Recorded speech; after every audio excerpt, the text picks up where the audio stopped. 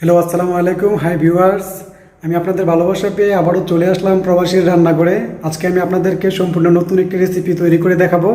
আজকের recipe balloon দিয়ে বেলা ছাড়া রুটি তৈরি করা।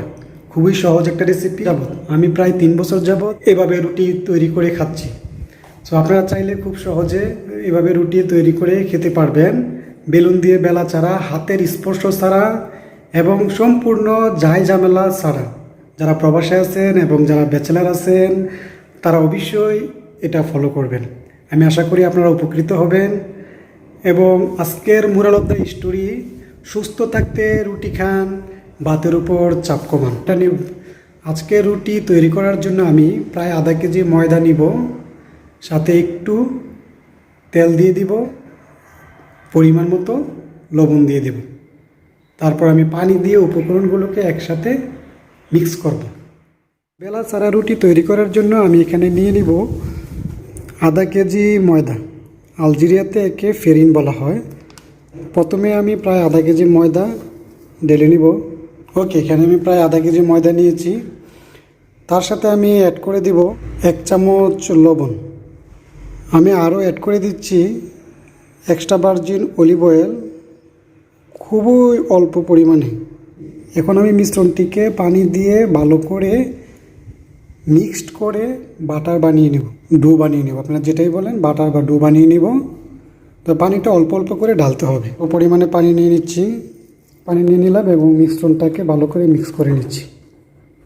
পানিটা আপনি অল্প অল্প করে অ্যাড করবেন, একসাথে পুরোটা অ্যাড করার দরকার নেই। আমি আপনাদেরকে দেখাবো মিশ্রণটা আসলে কীরকম হবে। আমি আবারও অল্প করে পানি অ্যাড করতেছি। আমি আবারও পানি অ্যাড করে নিলাম। আপনাকে কন্টিনিউ নাড়তে হবে, মিশ্রণটাকে ভালো করে মিক্স করতে হবে এবং পানি যেরকম করেছি ঠিক ওই রকম করতে হবে। বেশি লিকুইড করা যাবে না এবং বেশি গাঢ় করা যাবে না।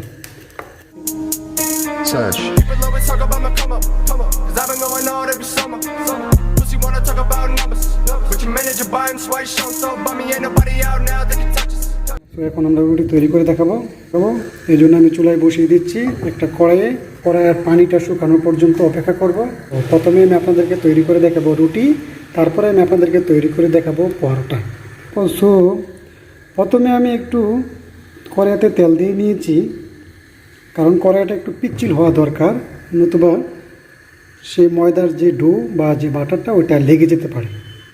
এবং সেই তেলটাকে আমি আবার এখানে দিয়ে দিলাম। মিশ্রণটিকে আপনারা এরকম করার চেষ্টা করে বসিয়েছিলাম, সেটা গরম হয়ে এসেছে। সো এখন আমি দিয়ে দিচ্ছি রুটি তৈরি করার জন্য 1 চামচ আমি এখানে কড়াইতে দিয়ে দেব। তৈরি করার জন্য আপনি এটাকে একটু আপনি নিজের ইচ্ছা মতো করে ঘুরিয়ে নিয়ে শেপটা তৈরি করে ফেলবেন।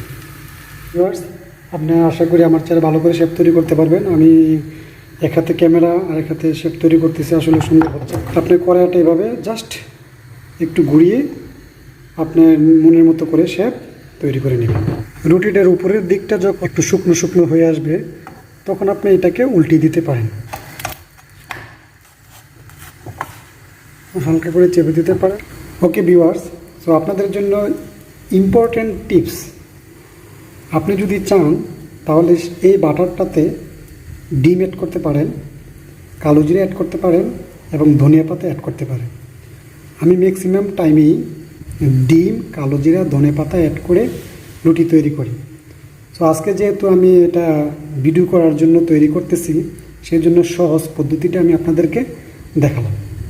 এবং পানির পরিবর্তে আপনি লিকুইড দুধ ইউজ করতে পারেন, এটা আপনার উপরে দেখে সুন্দর ফুলে যাচ্ছে। হালকা করে চাপ দিলে ফুলে যাবে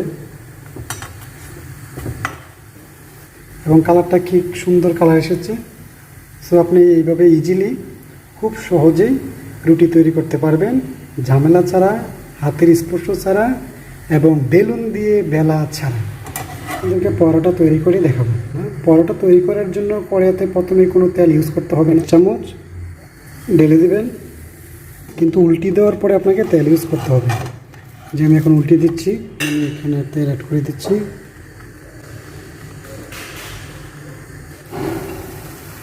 ওকে ভিউয়ার, দেখুন আমার পরোটার কি সুন্দর একটা কালার এসেছে। শেপ করে নেওয়ার পরে প্রথম সাইড হওয়ার পরে উল্টিয়ে দিবেন, তারপরে অল্প করে চারিদিক দিয়ে একটু করে তেল দিয়ে দিবেন। সো আমার স্পেশাল পরোটা তৈরি হয়ে গেল।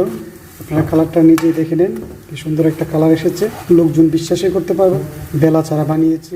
দেখুন আমার রুটি এবং পরোটাটা কি খুব সুন্দর হয়েছে এবং খুবই সফট, আপনি ইজিলি ছিঁড়ে খেতে পারেন। দেখতে পাচ্ছেন খুবই সফট একটা পরোটা এবং রুটিটা আপনারা দেখেন, এটাও খুবই। তাদেরকে দ্বিতীয় রুটিটি বানিয়ে দেখাচ্ছি। এই যে দেখুন, কড়াইতে কোনো তেল ইউজ করিনি। আমি 1 চামচ ডো নিয়ে নিব, সুন্দর একটা শেপ দিয়ে নিব হাত দিয়ে এভাবে ঘুরিয়ে। ওকে, আমি এই শেপটা বানিয়ে নিলাম।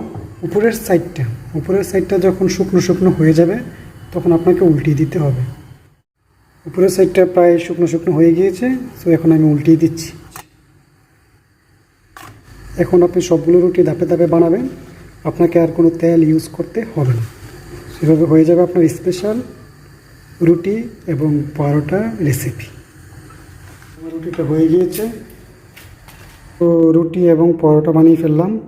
এই যে আপনি দেখতে পাচ্ছেন আমার রুটির কালার এবং রুটির শেপ খুবই সুন্দর হয়েছে। তো if you like my video, please subscribe my YouTube channel.